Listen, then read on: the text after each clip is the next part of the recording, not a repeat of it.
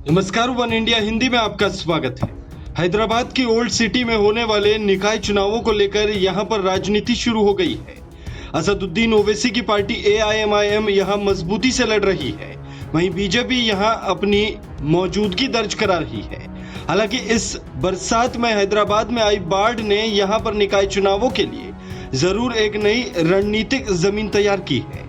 मुख्यमंत्री चंद्रशेखर राव की सत्तारूढ़ पार्टी TRS, जो पहले AIMIM के साथ गठबंधन में रह चुकी है, ने इन निकाय चुनावों में कुल 50 सीटों पर अपने उम्मीदवार उतारे हैं। निकाय चुनाव को लेकर बीजेपी ने AIMIM पर निशाना साधा, तो वहीं ओवैसी ने इसे लेकर बीजेपी पर हमला किया।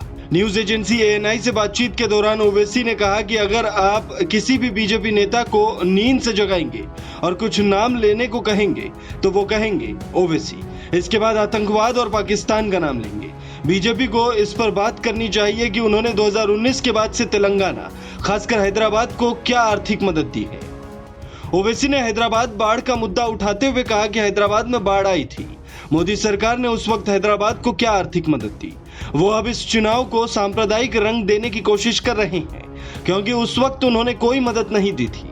यहाँ ऐसा नहीं चलेगा, जनता जानती है। आपको बता दें, बीजेपी की नजर अब तेलंगाना की राजधानी हैदराबाद के नगर निगम पर है, जहां जल्द ही चुनाव होने हैं। रविवार को केंद्रीय मंत्री और बीजेपी नेता प्रकाश जावड़ेकर हैदराबाद पहुंचे, जहां उन्होंने दावा किया कि पार्टी दुब्बक उपचुनाव की जीत हैदराबाद में भी दोहराएगी। जो दुबक्का में हुआ वही हैदराबाद में होने जा रहा है।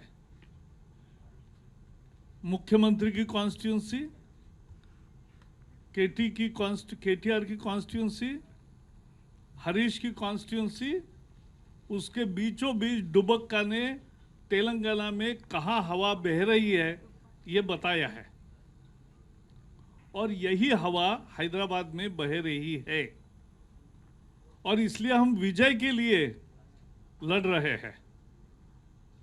हमें समझना चाहिए कि सवाल क्या है हैदराबाद में। हैदराबाद में सवाल यह है कि क्या MIM का मेयर चाहिए या बीजेपी का मेयर चाहिए। इस सवाल पे चुनाव हो रहा है,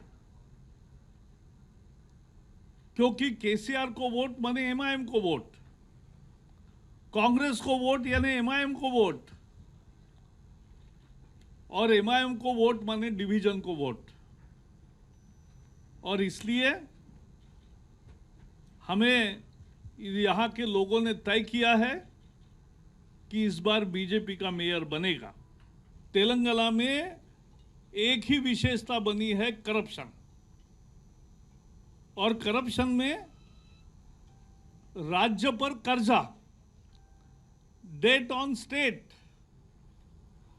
and asset in KCR's name। KCR और उनके सारे मित्र और सभी लोग, उनके एसेट बढ़ रहे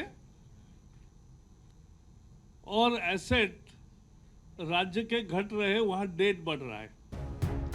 आपको बता दें कि दिसंबर में ग्रेटर हैदराबाद म्यूनिसिपल कॉरपोरेशन के चुनाव होने हैं। यहां पर 150 वार्ड हैं। ओल्ड सिटी AIMIM का बड़ा वोट बैंक है।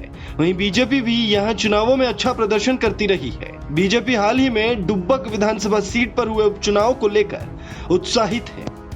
इस खबर में फिलहाल इतना ही। तमाम अपडेट्स के लिए बने रहिए वन इंडिया हिंदी के साथ।